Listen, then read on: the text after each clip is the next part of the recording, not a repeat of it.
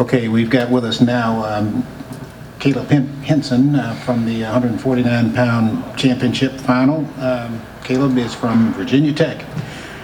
Caleb, when you're comfortable, if you can get us started with some general comments about your semifinal bout. Out in the semis, it was cool to wrestle Rich. We wrestled back in Vegas, and it was a good match, and I got a lot of respect for him. He's a worthy opponent, and he's clearly had success in other places, but he made me a lot better this year, just pushing me to push myself. But the match itself, it was a hard-fought battle. It was 7 minutes of war, and I knew that going into it. And just staying focused through that whole 7 minutes, and wrestling, hustling in all the little small positions, and ultimately just staying focused, like I was saying, and got the job done. Okay, remember, if you give us your name and your affiliation as your questions, that one here over here on the left. Kyle Klingman, Flow Wrestling. Your coach, Tony Roby, has called you one of the most mentally tough human beings he's ever met. How do you build that mental toughness? I think it came from my family and just being installed to it at a young age, not doing anything halfway and putting your full heart into it, and just not quitting on yourself. I got a little brother, so I'm never going to show any quit, because that's the day he says he wins, so that helps. But just being grateful for the opportunity and giving it my all and competing with my full heart, and I think that's where the mental aspect comes from. Just staying true to myself. Like I said, coming from a young age, just sorry, I'm getting distracted. My teammates wrestling, but yeah, it's just doing everything every day to your full extent, and all the little things add up. Front row. Okay, Mike Finn from Wynn. You're from the state of Georgia, is that correct? Yes, sir. Okay, talk to me the impact what this will have in your state's wrestlers, your kids that come out of that state. If you win, excuse me. When I win, but I think it'll just show that anything's possible. And from the state of Georgia, I feel like the past 2 years I've been repeating myself, but we used to be slept on, but now I feel like we've got a little more eyes from all ages, and just to show that it can be done, like get the state or the North mentality out of your head, and just it's about what you do and the work you put in, and yeah, I hope I can be a role model and show them that anything's possible with hard work.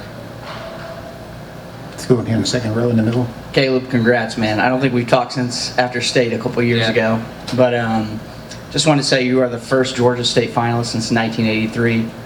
Cody Parker was Georgia grappler, by the way. Just wanted to talk about that. I think Charlie Hurd was the last one, three-time All-American, Olympic alternate, I believe, but just an amazing accomplishment for you. So I wanted to see how you're feeling about that, and you're doing a great job for the state of Georgia. I'm super proud of you. You're awesome what you're doing. Thank you. Yeah, I didn't know it's been that long, and that's kind of the thing I was answering earlier, is getting that mentality of Georgia this, Georgia that. It's Caleb Henson's in the finals, and I love to rep Georgia, but it's just, again, it's cool, I guess, to be from a southern state, but again, I don't think of it like that. I think of it as it's cool because of all the hard work I put in, and yeah, it's fascinating. I guess 1983, you said? Yeah. It's pretty cool, and hopefully I can be the first champ. I'm racing with my boy Jackson Smith. We've been talking for multiple years about it, but sadly he didn't accomplish his goals. But hopefully I can win that competition tomorrow. Yeah, that was kind of leading on to my next question. I know Jackson will bounce back strongly. Mm-hmm. How does it feel to be with a high school teammate to compete in the national tournament 2 years in a row now? I mean, just, you don't see that often in Georgia. I think probably Sean Russell and Ryan Milhoff are the last two to be on the same team and compete.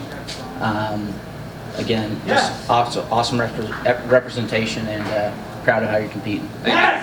But yeah, competing with Jackson's dope. We've stayed pretty close, and that's my boy, and got a lot of other boys that'll be here eventually, and we'll have a lot of Georgia names competing in this tournament soon. Okay, we're going to go over here to the left. Ryan Holmes, Intermat. So Caleb, you've had a grind of a season, and you've been ultra dynamic, scoring a lot of points.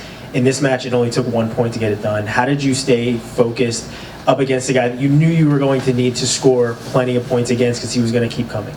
Yeah, it's a little weird for me. I consider myself offensive, and a guy like that who's very savvy defensively, you have to maybe reconstruct your game plan a little bit and stay mentally tough, and make it harder on him and not wrestle the positions he's excellent at, and yeah, just staying focused, allowing him to make the mistakes, and yeah, 1-0 is a weird match for me. I don't feel that a lot. I don't see that a lot, but there was a lot of action I felt like, which kept me engaged. But I can't just stand there in front. So as long as we're exchanging blows, I can stay focused, and that's not for anyone to game plan for me out there. I'm gonna come at you, but yeah, it's just from my, again, hard work putting in. I know I can stay focused. It's 7 minutes. I do extra workouts for 7 minutes for that reason. For that time period, I am absolutely locked and dialed, and I can say that's from my training. We're over here on the left. So follow-up question for you. In the ACC finals, you took a loss. Yep. And it wasn't really because you feel like you gave up a takedown. It was very controversial. How did you bounce back from that and make sure that you essentially kept the referee out of another one of your matches this weekend? Yeah,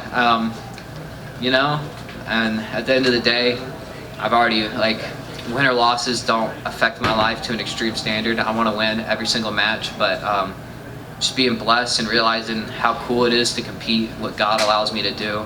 It's allowed me to have victory with myself every day. So that loss was just, it sucked in that moment, but getting on the bus with my boys, going back to my house in Blacksburg, getting back on the mat the next day, realized how grateful I am to just compete and take that as a learning lesson, and made myself better from it.